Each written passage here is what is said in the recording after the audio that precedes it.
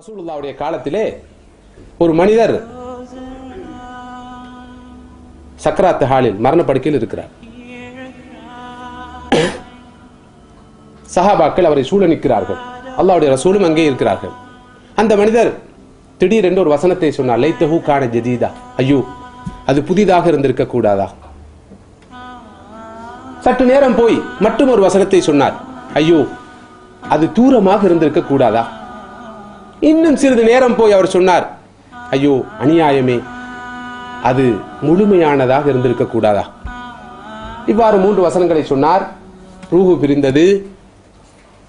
ஜனாசாவை தூக்கிச் சென்று அடக்கம் செய்தார்கள். சஹாபாக்களுக்கோ மிகப்பெரிய ஒரு கேள்வி உள்ளத்திலே. 3 வசனங்களை சொன்னாரே, அதன் தத்துவம் என்ன, அர்த்தம் என்ன? அல்லாஹ்வுடைய ரசூலை அணுகி, அல்லாஹ்வுடைய தூதரே, இறுதி நேரத்தில் கடைசி நேரத்தில் இந்த மனிதர் 3 வசனங்களை சொன்னாரே, இதன் பொருள் என்ன, விளக்கம் யாது என்று கேட்ட போது ஸல்லல்லாஹு அலைஹி வஸல்லம் சொன்னார்கள். அல்லாஹ்வுடைய தூதர் என்ற வகையில் அந்த மனிதர் மரணப்படுக்கையில் இருக்கும் போது, சக்கராத்து வேல் இருக்கின்ற போது அவருக்கு சுவனத்திலே ஒரு பெரிய இன்பம் காண்பிக்கப்பட்டது. யாருக்குரிய இன்பம் இது என்று அவர் கேட்கிறார். இது உமக்குத்தான் சுவனத்திலே தயார்படுத்தப்பட்டிருக்கிறது என்று அவருக்கு சொல்லப்படுகிறது. நான் எந்த நன்மையை செய்ததற்காக இத்தகைய ஒரு இன்பம் எனக்காக சுவனத்திலே இருக்கிறது என்று அவர் ஆச்சரியத்தோடு கேட்டார். அதற்கு பதில் சொல்லப்பட்டது. ஒரு நாள் நீர் வீட்டில் இருக்கின்ற போது ஒரு ஏழை வந்தான். தனக்கு அணிவதற்கு ஆடை இல்லை என்று சொன்னான். உம்மிடம் எந்த ஒரு புதிய ஆடையும் இருக்கவில்லை. இருந்ததோ ஒரு பழைய துணி. அந்த பழைய துணியை எடுத்து நீர் உடனே கொடுத்து விட்டீர்.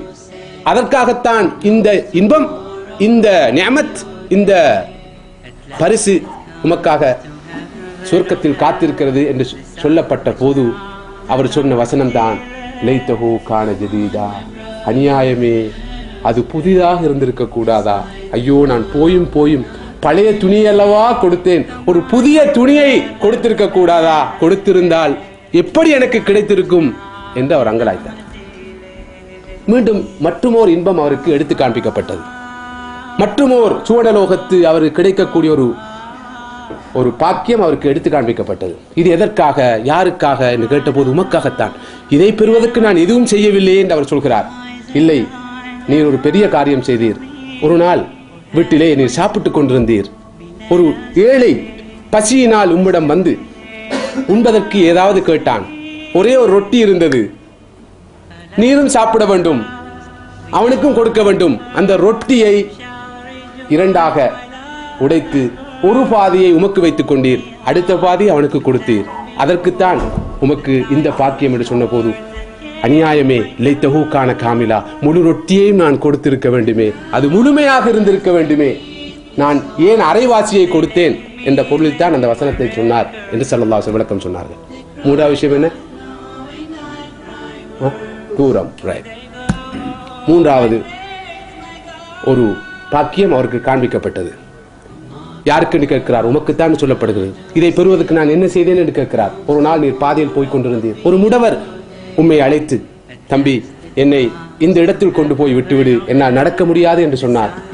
நீரும் அவரை கொண்டு போய் அந்த குறிப்பிட்ட இடத்தில் விட்டுவிட்டீர். அதற்காகவே உமக்கு இது கிடைத்தது என்று சொன்ன போது அவர் சொன்னார், லைத்தஹு கான பைதா, இன்னும் சற்று தூரமாக அது இருந்திருக்க வேண்டுமே.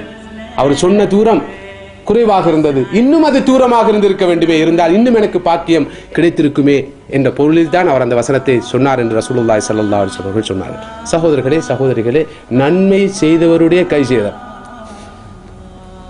உடையை கொடுத்தார், பழைய உடையாவது. ரொட்டியை கொடுத்தார், பாதியை ஆவது. தூக்கி கொண்டு சென்றார், குறைந்த தூரம் ஆவது. நாம் என்ன கொடுத்தோம், எதை செய்தோம், எந்த உதவியை செய்தோம்? தொழுது விட்டு வேகமாக போவோம். எந்த அளவு வேகமாக போவோம் என்றால், ஒருவர் இடையில் வழிமறித்து பாதையை கேட்டால் கூட யார்கிட்டயாவது கேளுங்க, சுப்ஹானல்லாஹ் சுப்ஹானல்லாஹ் சுப்ஹானல்லாஹ் லா ஹவ்ல வலா குவத்த இல்லா பில்லாஹ் அஊது பில்லாஹி மினஷ் ஷைத்தானிர் ரஜீம், திக்ர வந்து இடையில டிஸ்டர்ப் பண்ணிட்டான்னு கூட சொல்லிட்டு போவார். போற வழியில ஒரு வாழைப்பழத்தோடு இருக்கும் பாதையில, சரியா வாழைப்பழத்தை விட இவர் வலிக்கு போயிருவார். இதுக்கு பேர் இஸ்லாம். ஸல்லல்லாஹு அலைஹி சொன்னார்கள், இமாத்தத்துல் அதா அனித் தரீக், மனிதர்களுக்கு நோவினை செய்யக்கூடிய கற்கள் முட்கள் வாழை பழத்தோல் முதலானவற்றை பாதையிலிருந்து அகற்றுவது சதக்கா தர்மமாகும் என்று சொல்ற மார்க்கம் இது.